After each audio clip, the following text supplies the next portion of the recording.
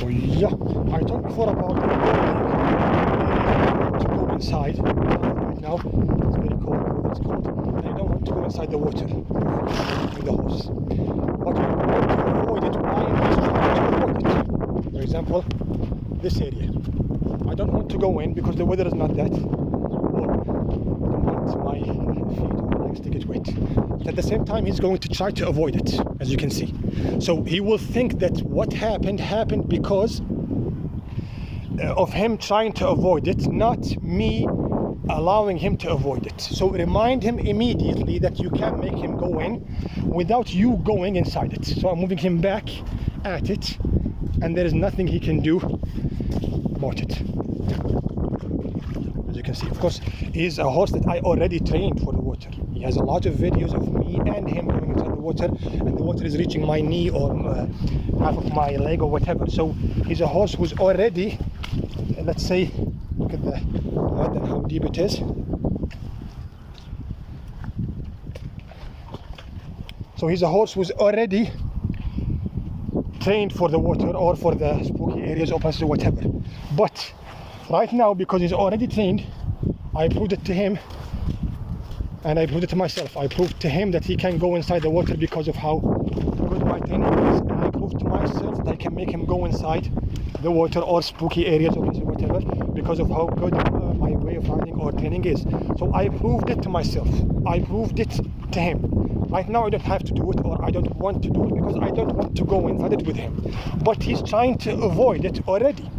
When you avoid it because you don't want to go in, and it happens that he was actually trying to avoid it also, or two, he will think that you avoided it. I avoided it because I don't want to go inside it, but he doesn't know that. He thinks that you did what you did because of him, or because of what he did, or made you feel, or whatever. So immediately remind him that you can make him go inside, and he will not avoid it, even though I don't have to go inside it with you, unless you really have to. Imagine that it's a place that you have to cross it with him, and if you don't, it will be very clear for him that he avoided it when you wanted to avoided it.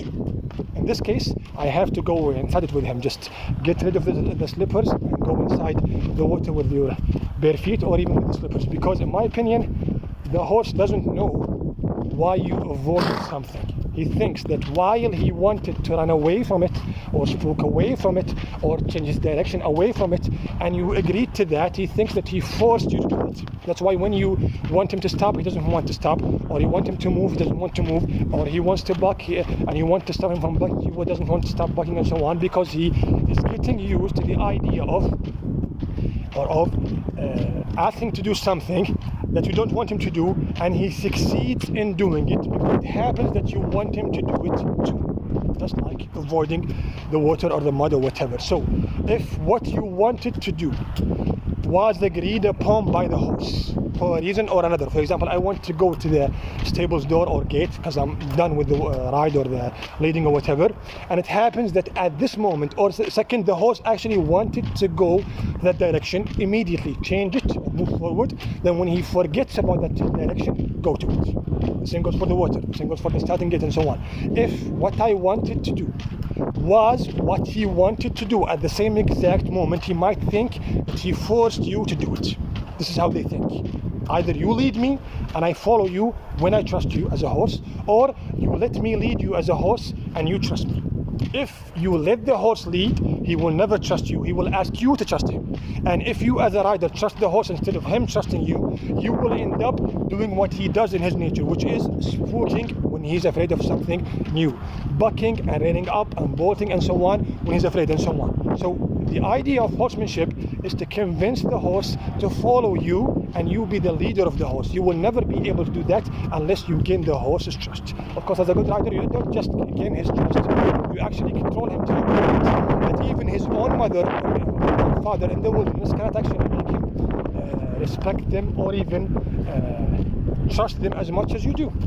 A stallion in the wilderness, a leading male in the wilderness, will not be able to make the foal or the filly follow her inside a very spooky place or area as much as you can.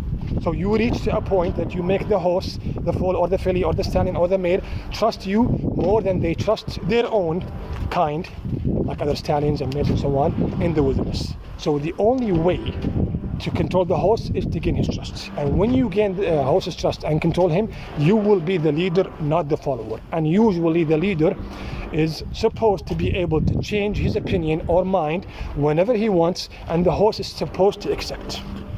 Just because I wanted to go right, and at the same exact moment the horse wanted to go right, doesn't mean I cannot change it if I wanted to. For example, right here, usually he's used to the sand, so when he sees grass, he was spooked off the ground, even though it's a grass that he eats in the paddock or in the stall and so on. But he was afraid of the color. So regardless of the reason he's afraid of, he wanted to avoid going to it. I wanted to avoid going to it because of how cold the weather is, and I don't want to go in a muddy place or full of grass and so on. But I had to go inside it because he clearly wanted to move away from it. This is one of the most important things you do in leading, because a lot of people allow the horse to avoid stuff like that in leading.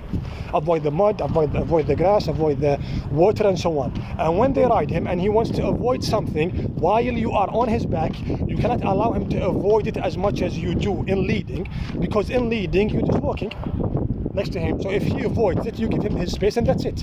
But in riding, you are on his back. So he avoids it and takes you with him. And when the horse takes you with him while avoiding it, like this, so he wasn't able to push me away, so he didn't say no, I'm not going to go inside. And when he went inside, he didn't just push me, which is a very important thing also. A lot of horses will say no, and that's proof that the horse is taking the wrong way and he doesn't trust you, and especially if he succeeds in saying no.